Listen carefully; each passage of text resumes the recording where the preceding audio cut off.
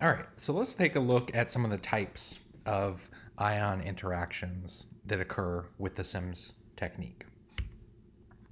So the primary ion induces a series of collisions, and this is called a collision cascade. So I like to think of this in terms of pool or billiards, something like that, where the cue ball, the white ball here, is the primary ion, and the surface is the rack. So all the other colored balls. And so it's not a simple one-to-one where that yellow ball just comes out and is a secondary ion.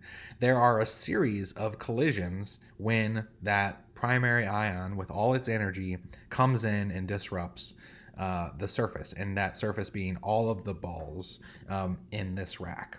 So it transfers its energy through a series of collisions, like you kind of see here. And those are what and eventually produce secondary ions from the surface. But oftentimes we're talking about multiple interactions before we get to that point. So let's look at some of the different types of collisions and interactions that we can expect. And the first one is direct collision sputtering. So this is the fastest, and it involves direct impact from our ion beam, which in this case is this arrow. So this is our primary ion, and then these surface atoms in this crystalline structure. And it's direct collision sputtering because the interaction between the primary ion and the surface atom results in the emission of an ion.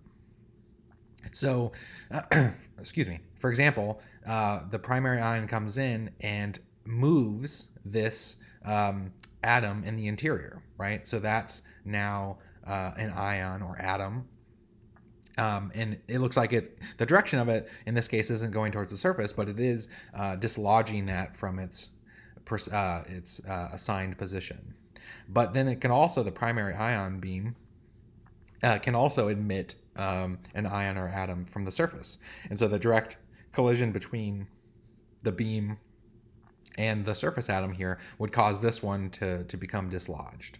So it doesn't necessarily have to be the surface. It could be interior atoms in as well. But this is direct. So it's basically direct contact between the surface and this primary ion. And so again, we talked about it being the fastest, and we're really talking, the speeds here are incredibly fast. So this is 10 to the minus 15, 10 to the minus 14 seconds. So very, very, very fast interactions, and really all of these speeds are going to seem very, very fast. But that's after it strikes the surface. So we're talking, split second reactions. So that's the direct collision sputtering. We can also have slow collision sputtering. And as it sounds, it's slower, and secondary collisions are what transfer energy to the surface atom. And so here, again, this coming from above here is the primary beam, and you see that along the way we produce secondary particles as it goes through the material.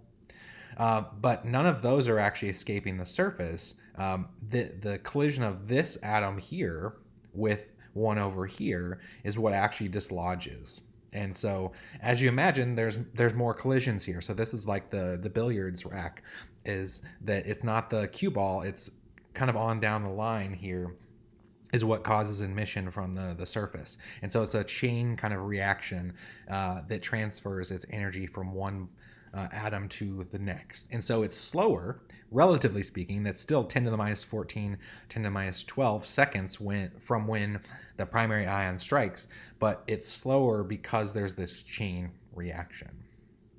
And so that's the main difference here. All right. There's also another, which is in fact the slowest, and this is called thermal sputtering. This involves, instead of kind of a one-to-one transfer of energy from one particle to the next, it actually involves a large fraction of the surface atoms, and they more or less vaporize because they go from a solid to the vacuum, and so that would be vaporization or sublimation.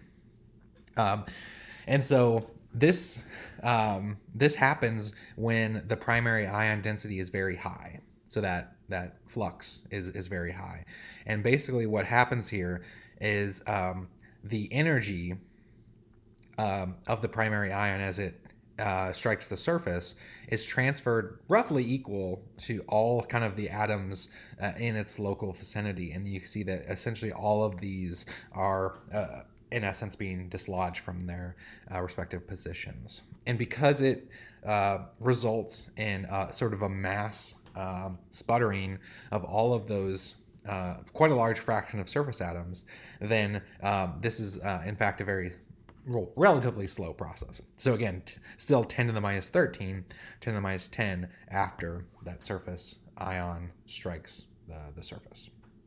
Primary ion strikes the surface. So this is thermal sputtering.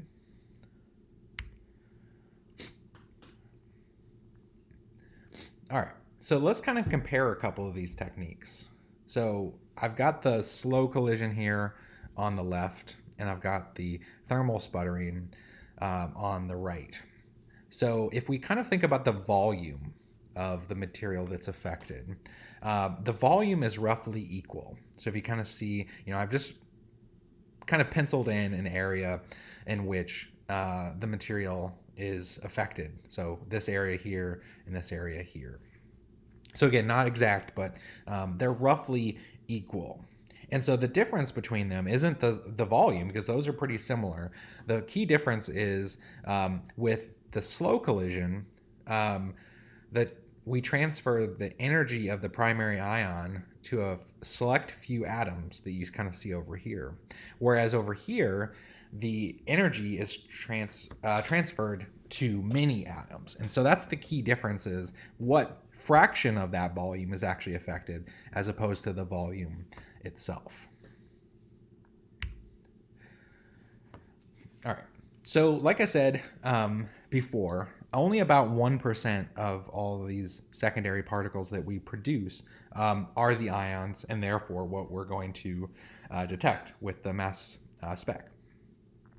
And this amount is obviously going to vary depending on what material we're looking at, but it's controlled by what we call the ionization probability, and that's the ion yield that we expect from a particular element and chemical state.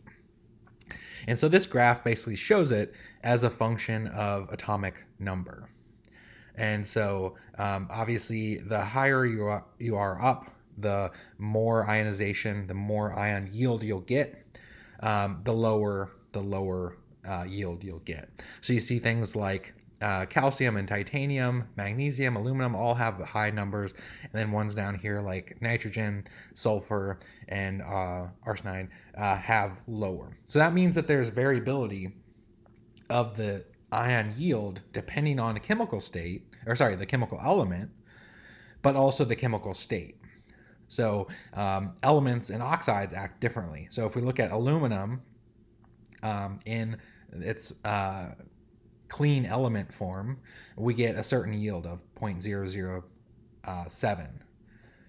However, when it's part of an oxide, we get much more aluminum ion in that case, right? It's already ionized in the ionic ceramic.